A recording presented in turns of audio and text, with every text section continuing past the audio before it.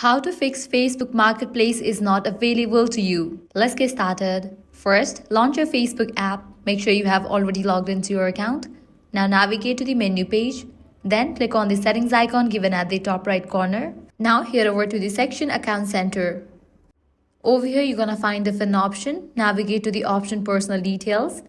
Then click on the option Date of Birth. Make sure you are above 18 years old.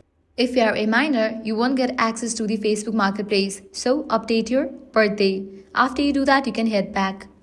Now update the Facebook app. To do that, launch your App Store or Play Store, search for the app Facebook. After app appears, if you find the option of update, just click on it and update the app to the latest version.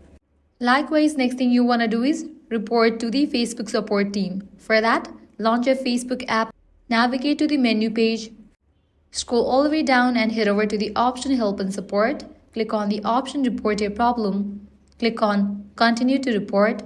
Click on the option Don't Include. Now from the list of the features, select Marketplace as you are having issue in the Marketplace. Now you'll need to describe in detail about the issue that Facebook Marketplace is not available to you.